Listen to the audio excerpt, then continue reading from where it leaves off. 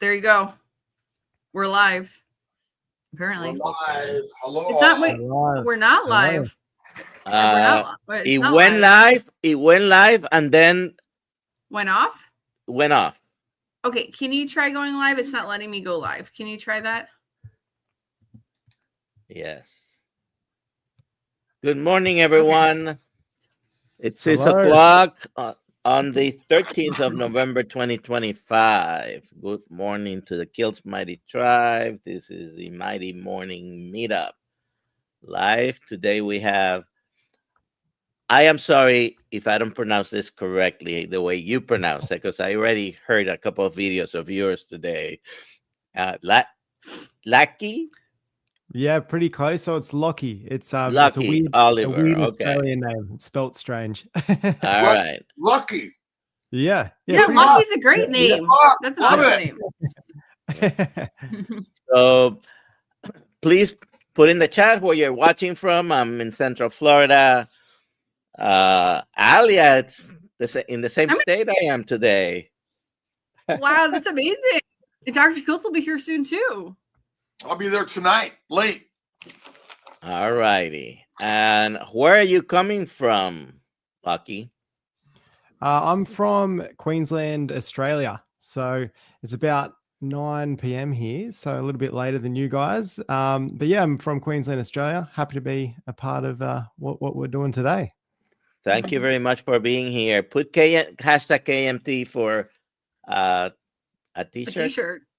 Okay. Yeah, I'm very boring these days. And if you have any questions for him, we're going to be talking to him in a second. Put the questions in the chat. QQQ. And why don't you start off? Do you have any other announcements, Alia? I want Norse Carnivore to tell me if he's at the Hilton downtown Tampa. Okay. He says he's in Tampa right now. But announcement. So tomorrow's Hack Your Health. That's amazing. Starting at 8 a.m. And then tomorrow night we're having our Kiltz Mighty Tribe dinner at Terra Gaucha, 7:30 to 9:30 p.m. And guess what? I'm still finalizing the contracts. You still have seconds to sign up to go to dinner. Hugo, that I interviewed last night, he's coming, by the way. So add him to the list. Okay. Yeah, all right. By me. He's my guest. Wonderful. I'm adding it right now.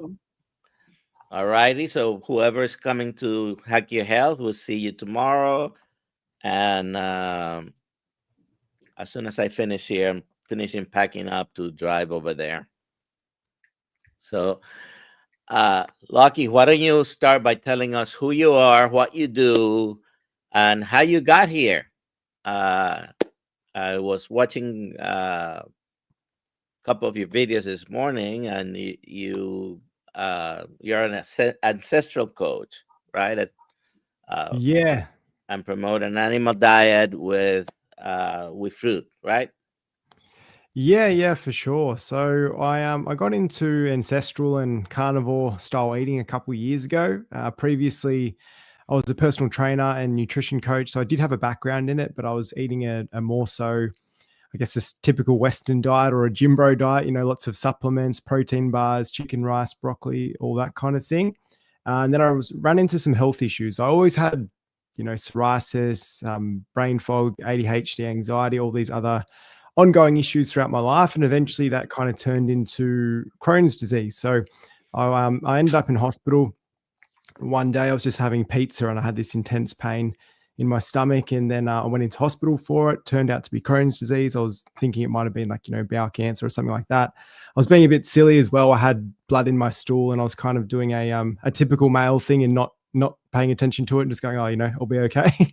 Then, I ended up with, Crohn's disease. And from there, I did what a lot of people do, and they listen to their doctor and you try the medication. That wasn't working. So I went to a naturopath and then tried all the supplements, and I went paleo, and I tried all these different things to try and get it under control. And then from there, I kind of had enough. I was looking into the carnivore diet for a while. I thought it would have been a bit too restrictive for me, but I was in a lot of pain. I was pretty desperate. I didn't want to take medication. I've had a lot of people, in my family and friends that have gone down the path of medication, and I just didn't really want to do that long term. So I thought there had to be another way to solve the problem. And from there, I started a meat-based diet. And then that was the first time probably in a couple of months that I was eating food without pain or either having constipation, diarrhea, or, blood in my stool. So it was pretty much instant feedback that meat was very easy for me to digest. So I just started eating lots of that, kept feeling better.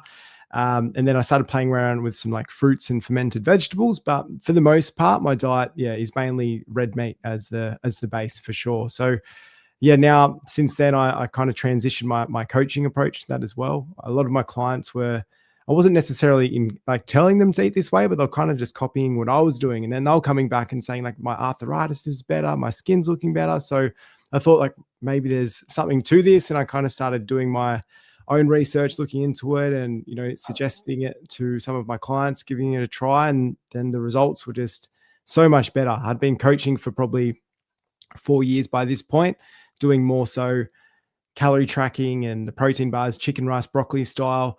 And then, still eating foods with a lot of seed oils and that kind of thing in it. And the results were good, still losing fat, but I'm having so much more of an impact now since implementing an ancestral style. So it's been a blessing in disguise in the long run. At the time, obviously it doesn't feel like it, but now I can look back and, it's taught me so much about nutrition and it's given me so much more depth where I can help my clients on a much deeper level for sure.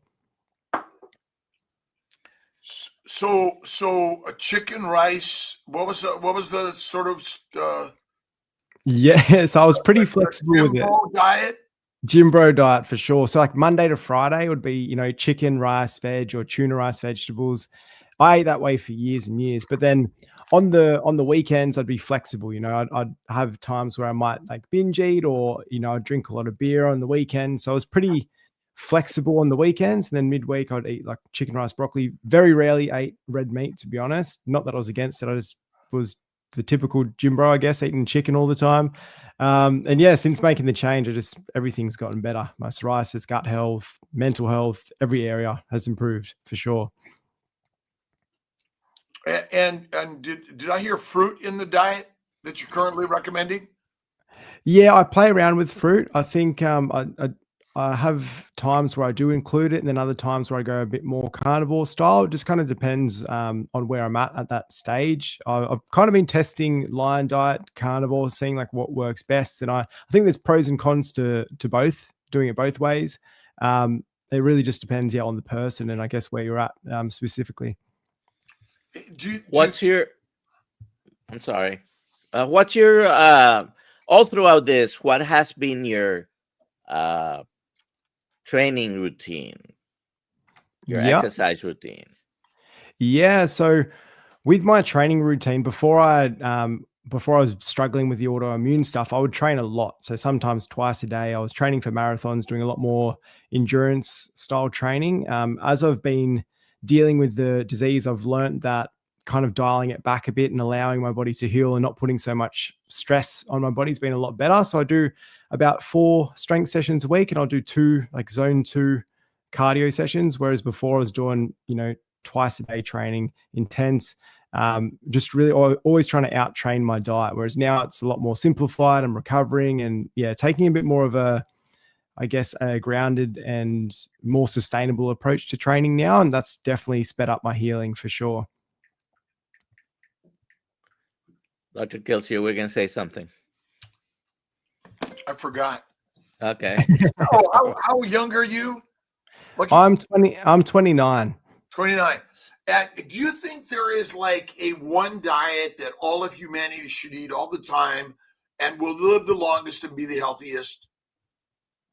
I think there's different approaches to it. I think as a base, like I think carnivore is a great diet. I think people should implement a lot more red meat in their diet as the base and the foundation, and then kind of play around with what works for them. I think a lot of people feel great on ketosis, and my approach, and I guess the reason I do like including fruits and a bit of fermented vegetable is because a lot of people can struggle to stick to carnivore. So say if someone's eating a general Western diet, and even for me, for example, I was someone who drank a lot of beer and ate pizza a lot on the weekend. So going to strict carnivore for me was a bit tough in the beginning. Whereas I found just having a bit of fruit in there made it a lot more sustainable for me. And I think the end goal is just to minimize or cut out the ultra processed food, base your diet on meat, and then play around with some other foods. And if you can sustain that for life, that's a great approach, in my opinion. So carnivore, meat centric, but recognizing that the some plants, small amounts, and why fermented and why fruit do you think versus let's have kale and asparagus and peanuts all the time? Yeah, so what I've found is, especially like if you do have a weak gut or you are facing some gut issues, just minimizing the oxalates and other defense chemicals has been a game changer. I used to eat a lot of broccoli and spinach and all those different things, and they just wasn't digesting. And it felt very strange at the start because, you're always told to eat your greens. And I was doing that because when I was first sick, I was like, I'll eat healthy and just eat lots of salad, and it wasn't working. So I found the fermented vegetables, it breaks down a lot of the anti-nutrients in the fermentation. So that works quite well. And then I generally try and stick to, like, obviously organic, spray-free produce for the fruit. So if I am eating it, it will be spray-free. Otherwise, I'll just stick to meat most of the time. Yeah, go ahead, Dr. Nelson. Yes. I do believe that different people may tolerate the diets, the variations on the diet differently, right? And so among the carnivore community that are trying to stick with just animal-based, no carbs from plants, and they are doing well. Do you have any advice regarding, because a lot of people, especially in the past few months, have been talking about adding carbs and adding vegetables, that it's okay. And my mindset is always, if you can tolerate it, right? Yeah. What do you tell someone who happens to already be doing a carnivore, no plants, and is doing well? Yeah, for sure. I think if you're feeling great on a carnivore diet, I definitely wouldn't change anything. Like if you're feeling amazing and you can stick to it, I think that's awesome.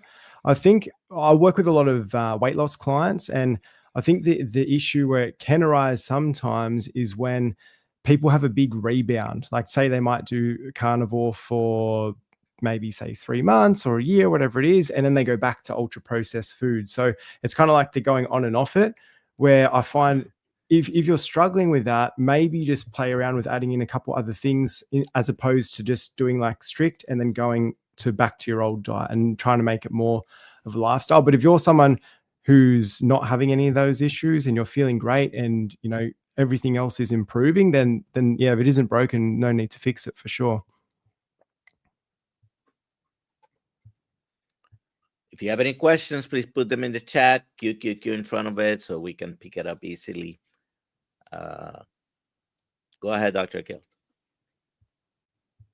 So how much do you think the community and coaching really adds to people's health and wellness, even if they stayed on the original diet or they made some changes? But do you think that getting a coach, coming into community, maybe massively also helping our brothers and sisters heal?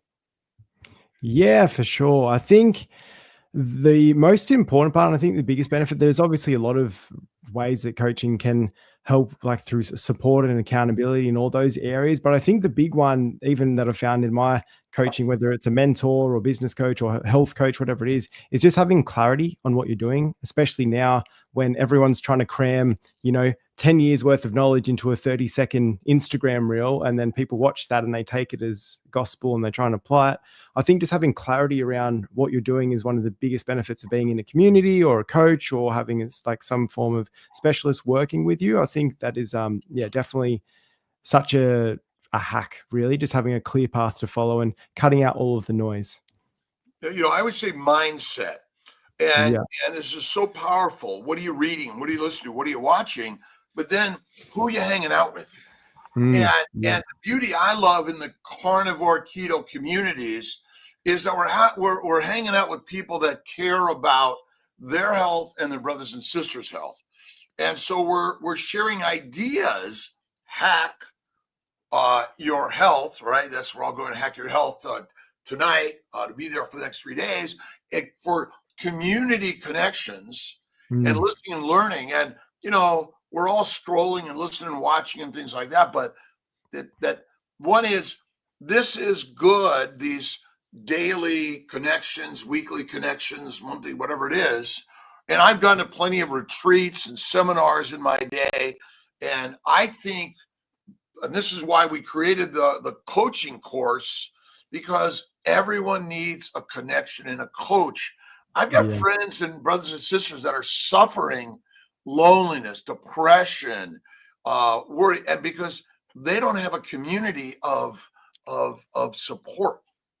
Yeah, definitely. I think it's such a big one. I find as well when people are trying to make these changes, because it's kind of considered a little bit strange, I guess, for Western diets. And I have clients as well when they start, their family might not be supportive, or even their partner might not be supportive. So to have a community or be around other people that are on a similar path to you is incredibly helpful. Well, and when we say other people aren't supportive of us, but that's the same part that we didn't understand it either. And so we're often blaming other people for not taking care of us, when the truth is it's up to us to take care of ourselves. You got to put the oxygen on yourself first before you can help your brothers and sisters. So I think that's why, listen, be the example, listen and learn from each other. And I think that's kind of what Kiltz Mighty Tribe is about. And again, I'm a member of other gangs and tribes and courses, because I want to learn from each other. And that's what this community is about. What's the right answer? Yeah, definitely. I think like leading by example is the number one thing you can be doing. I've found that even in my experience, like at the start, no one really understood why I was eating the way I was eating. And then once I got the results, and then I was coming off medication, I was feeling better, I wasn't in pain anymore. Then all of a sudden my family started, starting to follow the same diet that I was following, and then their results improved. And then most likely they're telling their friends about it, and their friends are doing the same thing. So it kind of flows on, and all it takes is one person to make the change, and it can have a massive impact. Is it likely easier to make the changes when you're younger and feel better, even though you may not be really strict at that thing, do you think? Yeah, I think so. I think when you're young, I was lucky though, like not necessarily lucky, but I was lucky in a way where I had a strong reason to do it. Like I was kind of at a point where the doctors were like, you're going to have to take all this medication, maybe even have chemotherapy and all this other stuff. And I was like, I'm going to try to do this naturally first. I think that probably the harder part when you're younger, like when I first got it, is more so socially. That would be the hardest part. I guess you might not be bound not as busy with work, or maybe you don't have kids yet, but I think socially would be the harder part. Whereas I guess as you get a bit older, you've got, kids at home, a little bit more stress at work. But yeah, you can make it work. And I think once you get your health on track, every area of your life benefits anyway. Any particular books that you have found really valuable in your life that have sort of turned your life around, or podcasts or movies or stories? Yeah, for sure. So I listen to a lot of audio books and audibles. So Atomic Habits, everyone probably knows that one, but that was one that definitely changed my life. I think the transition for me was making the small changes day to day and just kind of building on that. Atomic Habits, Compound Effect, those kind of, I guess, self-help books were really helpful for me in the beginning of just, prepping my food, laying my clothes out for the gym the night before, and just making those small changes. And that was a big help. So tell me the power of getting out of the house and getting to the gym on a regular basis. Yeah, it just sets you up for the day. I've always trained probably since I was about 11 years old. Like I had dumbbells in my room and a pull-up bar and that kind of thing. But the real change for me was when I started training in the morning. There we go. We're going. Yeah, getting it done early. Yeah, I think training in the morning was a game changer. It just set me up for the day. I noticed my focus was better, and you're rocking up to work. You're already energized as opposed to starting your day like relying on coffee and feeling half asleep. So it's very helpful. And because I know that just getting up and out and showing up and hanging out with others that are doing the work, do you think, again, it's getting to the gym, or at least turning on the sort of the community that puts you in the space, begins to get some vibrational energy and getting us moving every day? Yeah, I think it has such a big flow-on effect, whether you're around other people, or even just the habit of training in the morning. After a hard workout, you're a lot less likely to, pull into KFC or McDonald's because you've just worked hard for an hour. You don't want to waste your hard work. Whereas if you wake up sluggish and, you've had a stressful day at work and you're rushing home and you don't have time for dinner, like it just sets you up for sets you up for a much better day. Like if you are getting training done and you're feeling like you don't want to waste your hard effort in the morning. And what type of work is coaching your full-time passion? Yeah. So I'm an online coach. I was in the gym for probably 4 or 5 years, and now I'm doing online nutrition coaching and personal training. And yeah, it's honestly been life-changing. I love doing it. It takes up all my time. So it's been really good, but I've been enjoying it. What's your downtime routine? Yeah, so downtime routines changed a lot lately. So my wife and I moved states. We moved up north in Australia by the beach now, which is really nice. So downtime, trying to get out a lot more in nature. I found it was I was probably overworking in the beginning, and it was definitely slowing down my gut healing. I was just working too much, not really having any downtime. So we really just get outside, go to the beach, go, to a national park for a hike on the weekends. And then at night we'll just chill. So getting a lot better at chilling now because we moved to a state where we don't actually know anyone yet. So it's all pretty fresh. So we have plenty of free time on the weekends, which is nice. How much does time cost? It's free. It's always free, right? Yeah. Right? And how do you deal with sort of the negative beast that is within all of us? Do you have any sort of hacks to help those of us that are like, oh, I can't do this, or I'm not good enough, or this is too hard? Yeah, definitely. So something that's really helped me is just having a clear goals. So, and then having them to refer back to. So I think sometimes we set goals and it's very vague. So for example, it might be, I want to lose 10 kilos, but there's no real emotional buy into that. It's just a number, or like, you want to lose 20 pounds, whatever it is.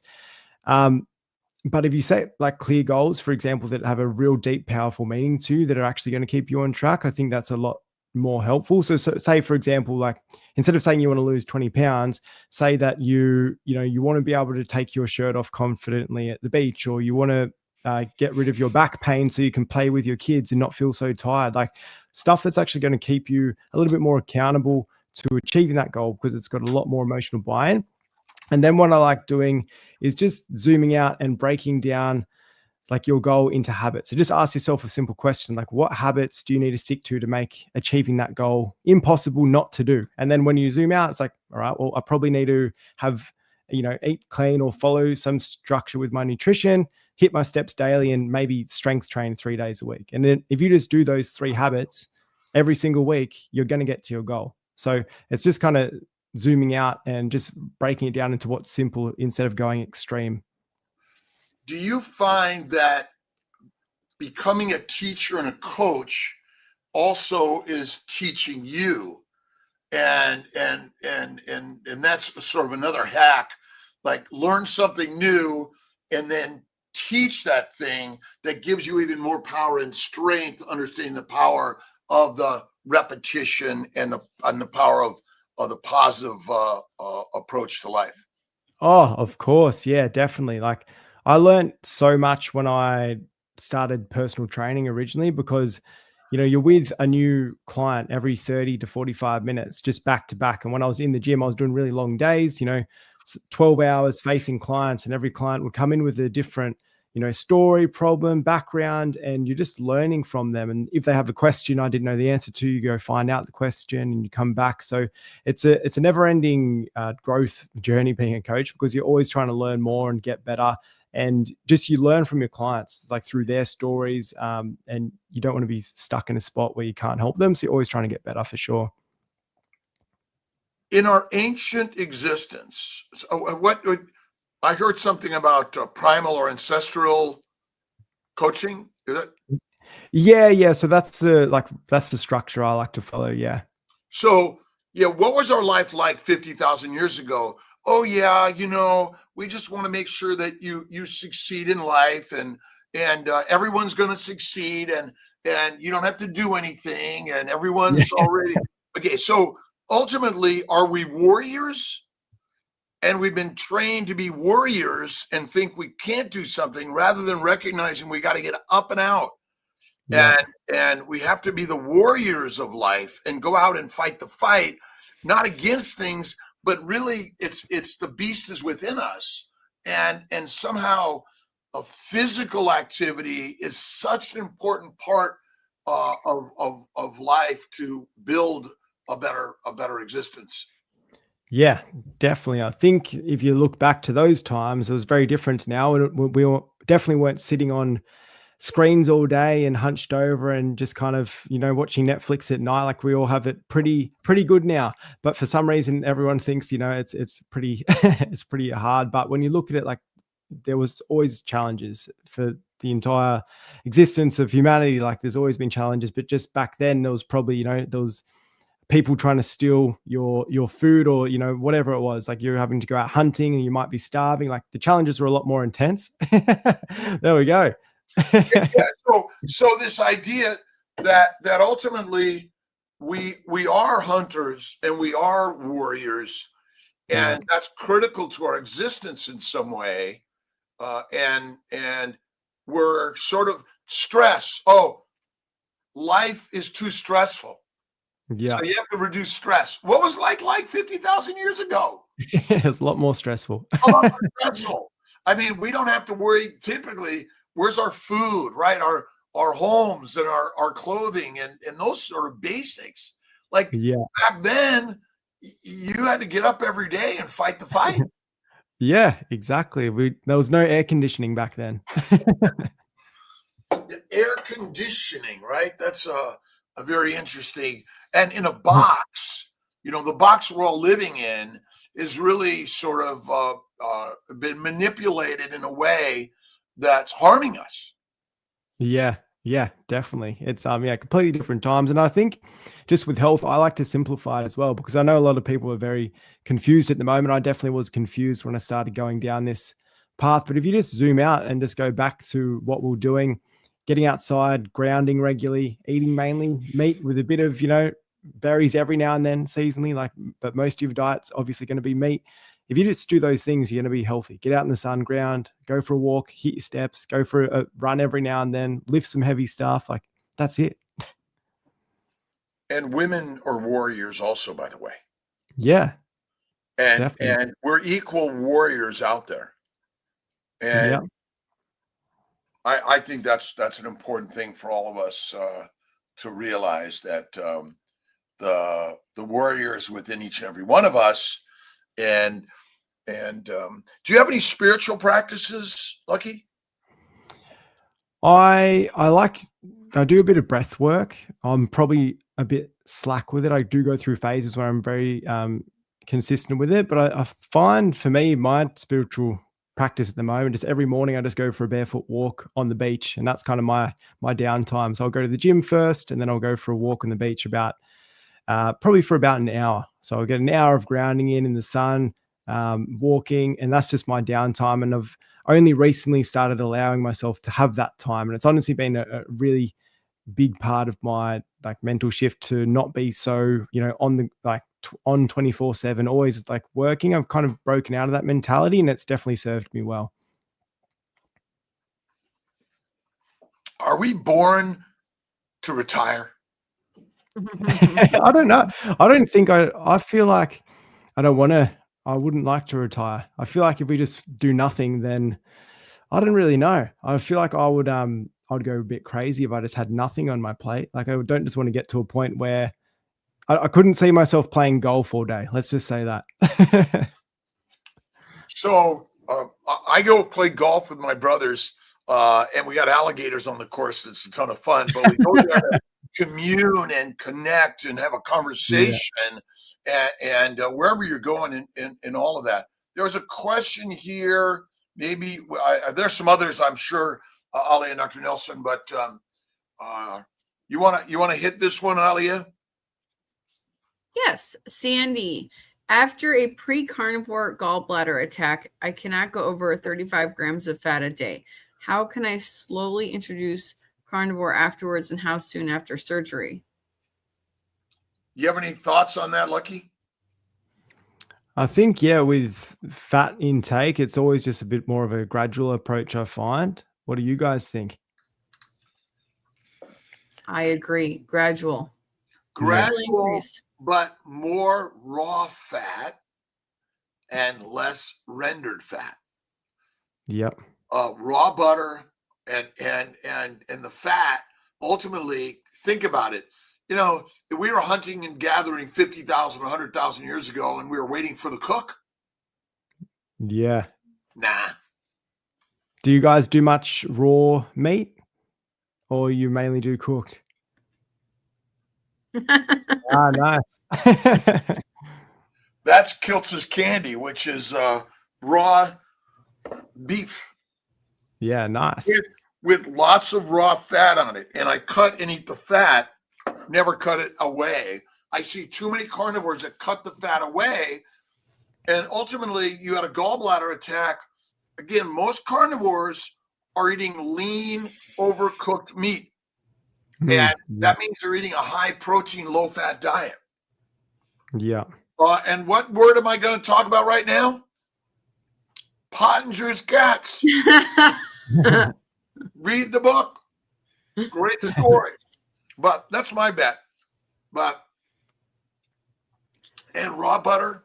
I mean, here, a spoonful of butter and a little bit of raw beef with some white stuff on it, right? Yeah. Nice. That's health food. Yeah. Do you guys have access to raw butter where you're at? We don't have it in Australia. It's frustrating. We can get raw milk, but it's sold as bath milk, as a skincare product. Oh, nice. Yeah, nice. Got the good stuff. I really want to get my hands on some. We don't have it here. It's like in Australia, they crack down on it. It's for cats and dogs. Oh, nice. That's the trick. I'm the dog. Yeah. Yeah. Should we take some more of these questions? Yeah, absolutely. Papa Carnivore, how affordable is beef red meat in your country at this time? Is it affordable, or are you having to buy chicken pork because of the cost?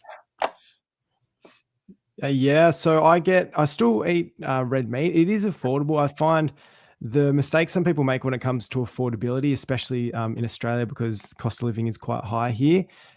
If you're having steaks all the time, you're getting ribeyes and everything like that, your grocery bill is going to be very expensive. But if you eat, we call it mince here, but ground beef, if you eat that regularly, chuck steak is another cheap one. I don't know if you guys have it over there. Also bucco, it's like the beef shin. We have that access to that. They're all really cheap cuts of meat. So Monday to Friday, I'll just be having that most of the time, and then on the weekends, I'll have steaks.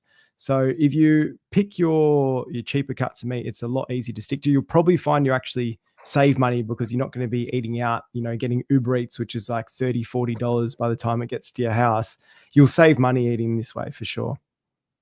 And get yourself a freezer and buy a bulk beef or chicken, fish, freeze it all. Yeah, exactly.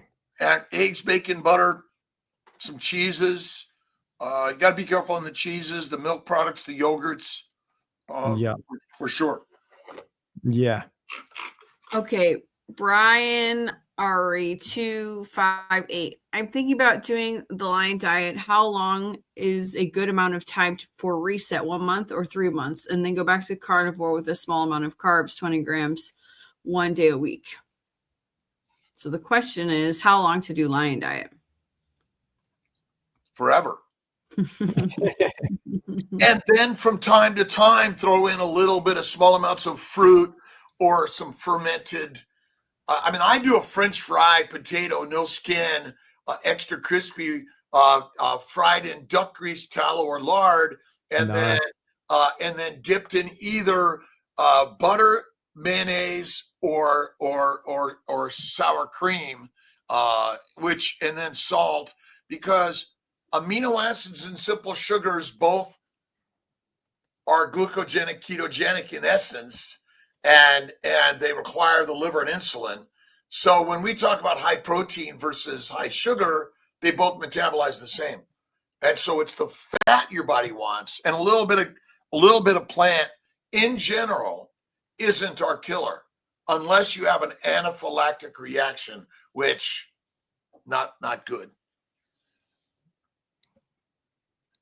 All right, next question is, how do you know what your ideal, this is from Gloria M. How do you know what your ideal weight should be? Rely on your body's inherent set point or lean on DEXA scans, perhaps? Ideal body weight. There isn't an ideal body weight. It depends on the conditions. If you have to hibernate for 6 months and gestate, you better be fat. If you're going to go through a famine, a war, pestilence, disease, you better be fat. Dr. Nelson, have we determined the absolute ideal body weight? I don't know if there's such a thing, but what do you think, Lucky? Yeah, I think body weight, it's one of those funny ones, especially when people talk about the ideal BMI. Like, you can be muscular and you could be considered obese, like if you're going off body weight and BMI sometimes, even if you're in really good shape. So I think it really just depends on what you like, how lean you want to get, how you want to feel, like kind of if you want to be stronger, if you're more focused on like a physique, or you're just happy, getting to a kind of healthier sort of range. I think it really just depends person to person. I don't think that there's an ideal number. But ultimately, we have not proven what it is. Yeah. Healthy people die all the time of cancer and stroke and suicide and many other things. Yeah. And they have the ideal body weight. And because ultimately inflammation is the cause of disease, whether you're fat, skinny, or what we consider the right weight. I mean, our war against fat has kind of effed us up. Yeah.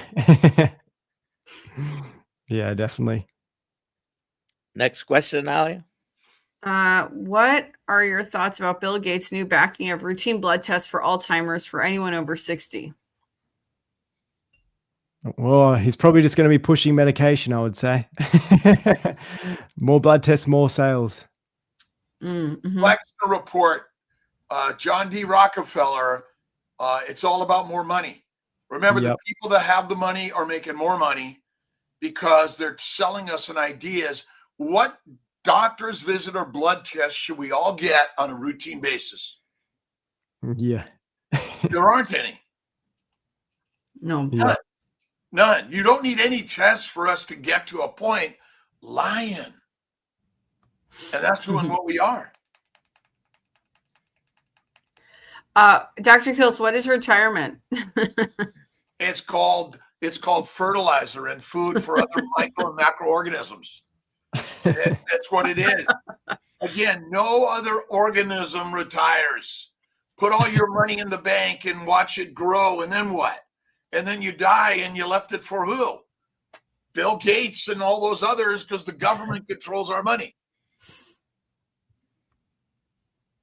Last question so far. My husband got a CAC score back. It was almost 6,000. It said it was higher than 99% of people his age. We haven't spoken to a doctor or anything. does this seem possible? You know, mine went from 6 something to 7 something to 8 something, and I'm 70 in March. And what does the test mean? Nobody knows that. Our good friend Cindy, you know, had a good testing, a good treadmill test, and then gets a heart attack a week later, right? And ultimately, what test can tell us, oh my God, in a week you're going to drop dead? Don't know it. Don't know it. And partly a lot of this testing, even for me, makes me go like, oh my God, right? And rather than, oh my, I'm okay, God.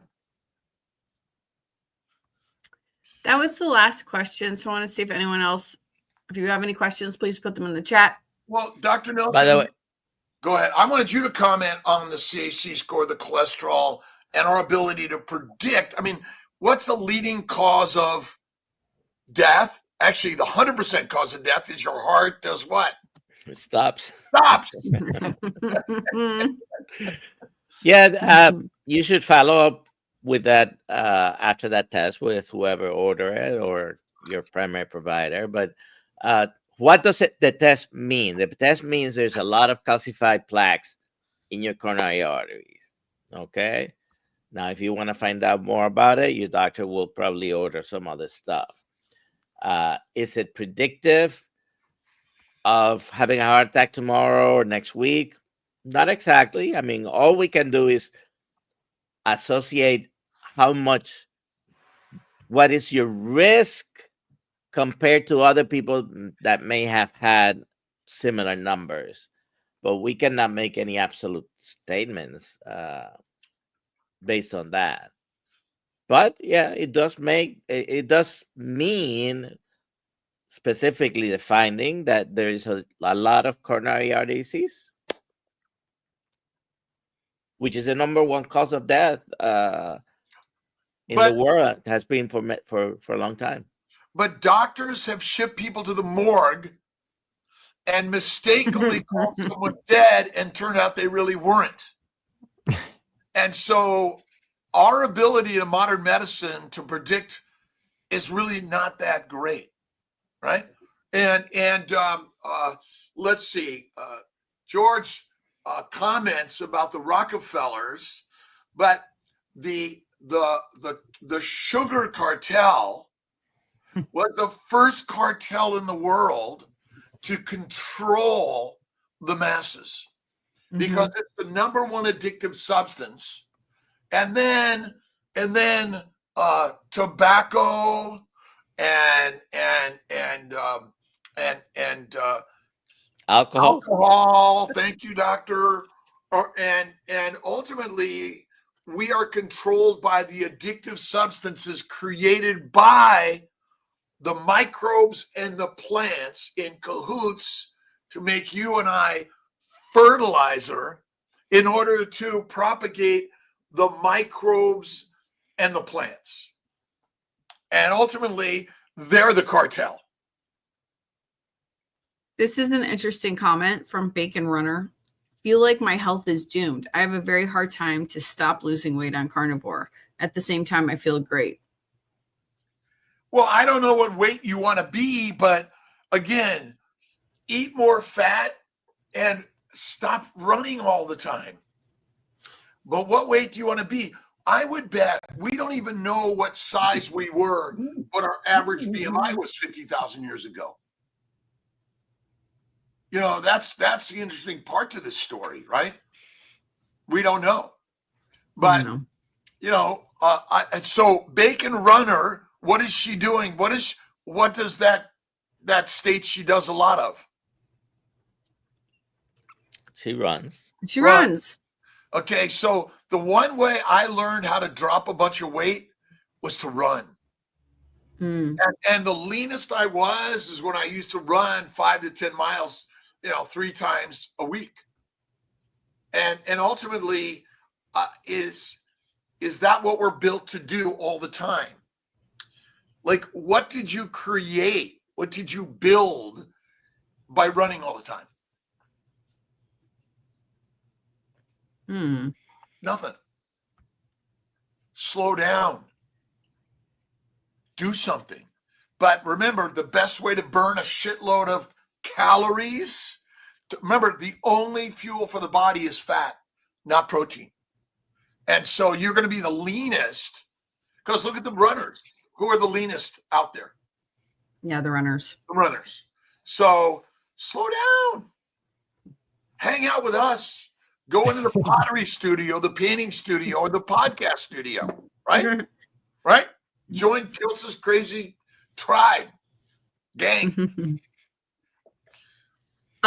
There's another one from Brian Ari. How do you all deal with stress, and how does stress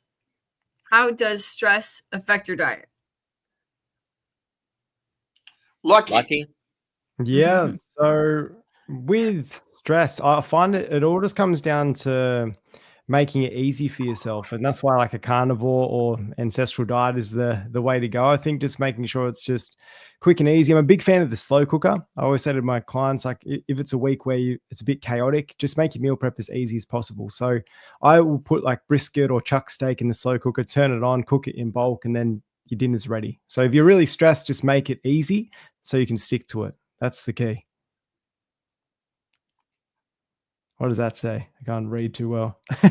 Christ-based teachings. Again, whether it's Moses, Muhammad, Abraham, Jesus, Lao Tse, Buddha, or it's Lachy, Nelson, or Alia. What you put in your mind determines the things they create out there. And so what part of life is supposed to be purely easy? None. We're born lucky. The only thing that truly is the most amazing thing that's ever happened to any of us is we're born, and it is a guarantee that you are going to die and be fertilizer. And when and how it happens, the answer is, I don't know. But what are you reading? What are you listening to? What are you watching? So recognize that stress is purely just a mindset. If you do not lift heavy weights, how do you build muscle? You don't. Is that stress? Yeah, it is stress. Could you damage your muscle or bone or ligaments by doing that? Definitely. Could do it. So life is supposed to be stressful, but if you think about it as the power of building better in your life, not a negative, then you're changing it. So ultimately, if you have no stress, you're dead. Right? Life is so. How do you embrace? And this is, the secret. The secret of life is to change what you think of the thing to change the thing. Meditation, prayer, visualization, positivity, which I found will overcome any diet. I don't care what your diet is. It will overcome any diet. And how do you deal with stress? What are you listening to? What are you watching? What are you reading? And again, the Bibles are the stories of the warriors. And in many cases, they're the warriors, but to convert the warrior to the true warrior, that's the very best way to deal with stress. To see the beauty of the hardship and the challenges. Your cross to bear, right? Make any sense? Or am I like talking to... No, I get it. Am I talking to the mirror? Yeah. Which is truly I am. And I can only tell you from my experience in life is that the mindset is the real master class. That's why carnivore is king, because it's a lifestyle of thinking and listening and learning like the Lion King. And Jesus Christ, Muhammad, Moses, Abraham are lion kings. And there are brothers and sisters that told us a story that changed our lives, right? And when you go to the gym, are you not a warrior? Working to be one, trying to.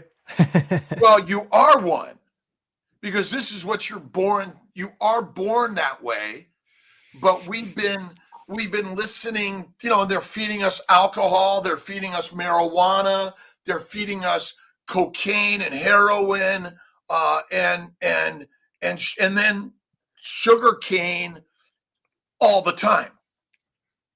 So is cane sugar small amounts sometime your problem? No, not every now and then. Is alcohol in small amounts infrequently your problem? No. But fermentation in the gut via the microbes is the biggest source of alcohol in our bodies rather than you drinking it. That's why a lion diet, fatty meat, and eat less frequently is the best thing ever. I was listening to Diane Newman from Caltech, an overview of microbial diversity and evolution, because I'm curious about the microbes. And I wrote a number down, and this was about 10 years ago. There were about 6 times 10 to the 9th human beings on the earth. And there were 5 times 10 to the 30th microbes on earth. And, just do a 5 and then 30 zeros, or a 6 and 9 zeros. That's the difference in the number of humans versus microbes. And what do bacteria and yeast make when they ferment?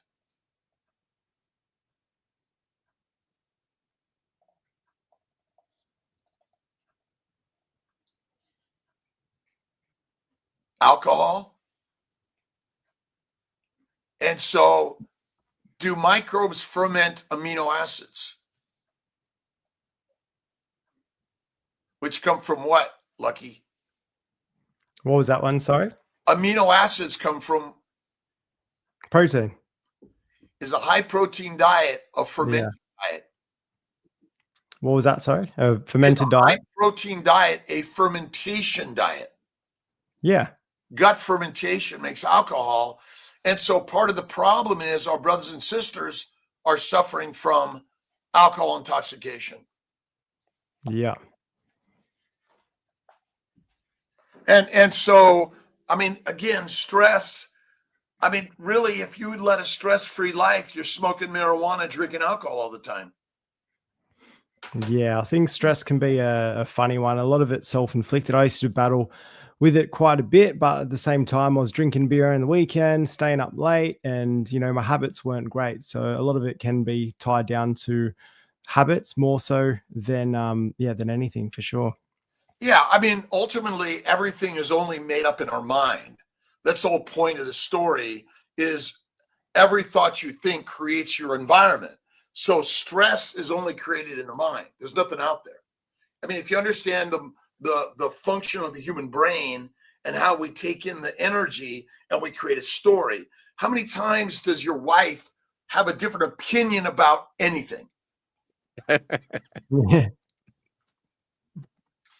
So we infinitely have different opinions about the universe, although there are about 10 general ways of human thinking, maybe 5.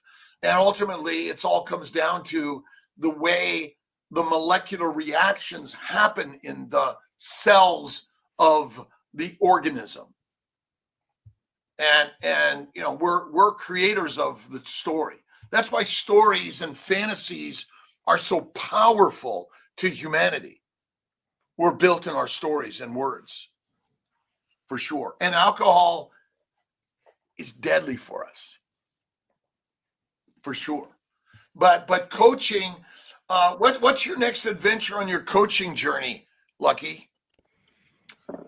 So next adventure, next year, I'll be looking at getting certified for some blood work and also stool testing as well. So I'm just going to level up around that side of things. So I'm excited for that.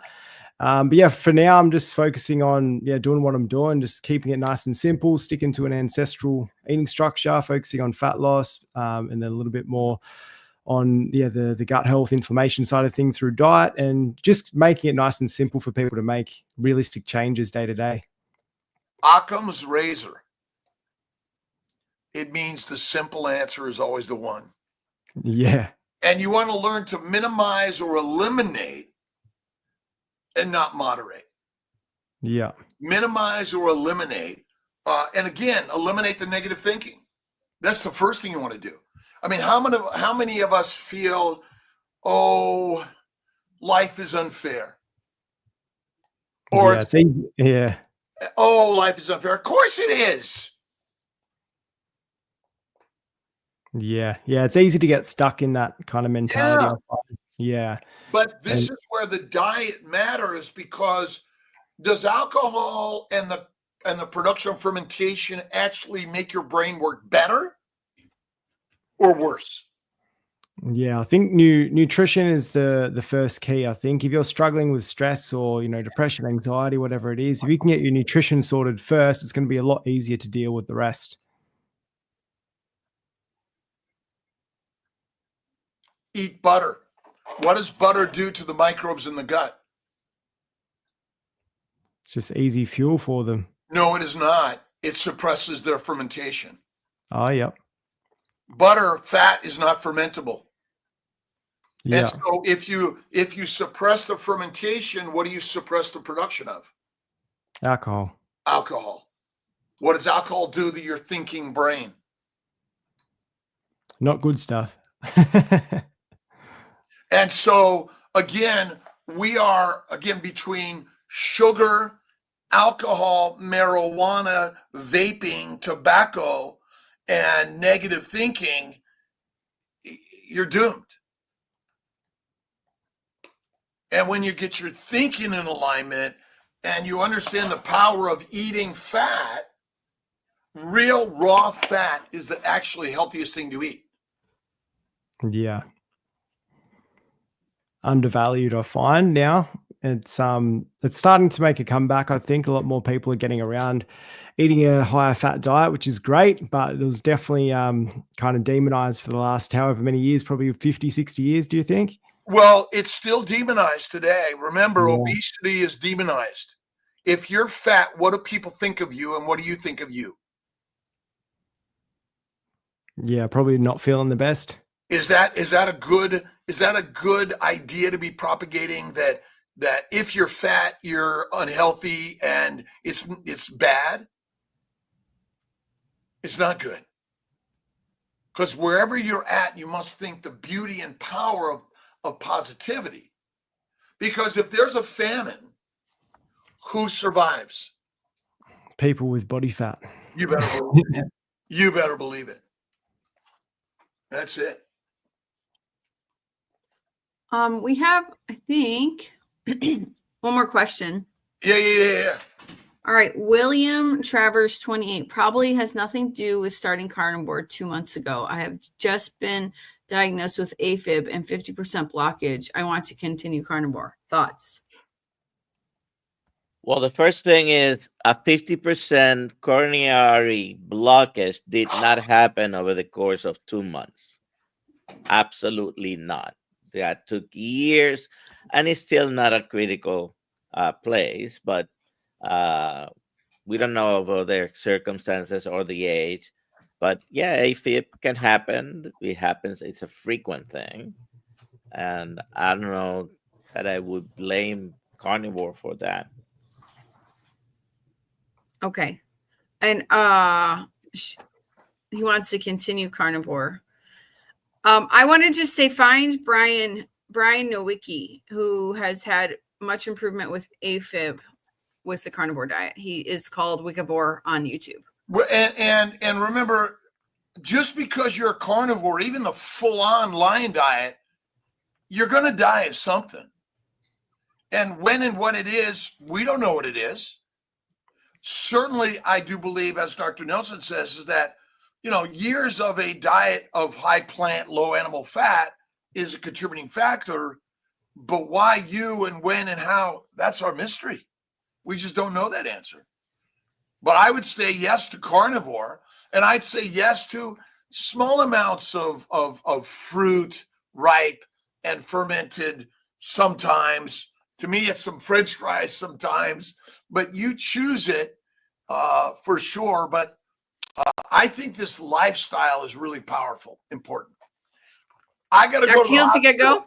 I got to go to the Bye. hospital. I have surgery all day. I'll see you late tonight or tomorrow. Lucky, you're amazing. Thank you, everyone, for allowing Kiltz to be here. Dr. Nelson, Alia, I got to run. See you later. I got to run. Yeah, we're going to finish up. We'll finish up. Yeah. Thanks, Ben. Nice to meet you here. Have a great day. Brother. Yeah. God bless. I'm just going to do, so if you noticed or not, my internet went out. And so we lost most of the entries into the giveaway. I don't know why that happened, but you don't lose them. They're there. They're just not counted on the new number, but don't worry about it. Oh, okay. That's good to know. Okay, so I'm going to hit the button. They're not stored on your computer. Okay, good. All right. There we go. And as people. Hey, Dr. Nelson, I'll give you a shirt at Hack Your Health. Hold on. Let me see. I have Carnivorous Dude in Instagram. Awesome. All right, Eddie, go ahead and email Alia.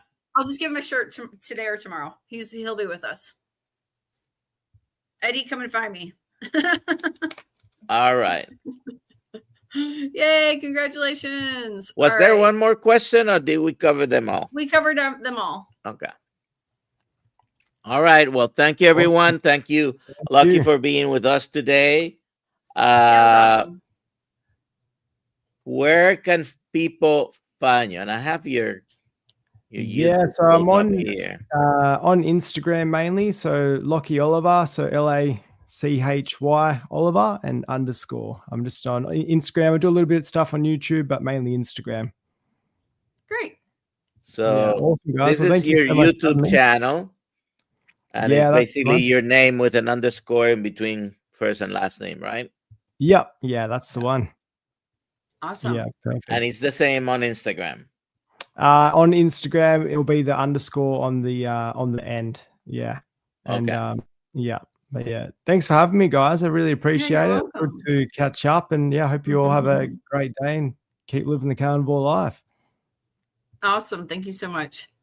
Oh, all right. So one more last question that just popped up before end. Dr. Nelson, you are talking to a gentleman named Mauro Stara, who helps people to get in shape. There you go. Another fitness coach.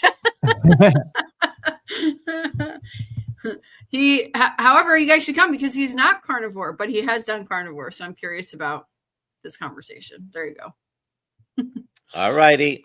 See you later today at 3 p.m. and at 5:30 p.m. In the Zoom call within the community. Okay. Exactly. Yeah. All right. Thanks, guys. See ya. Bye.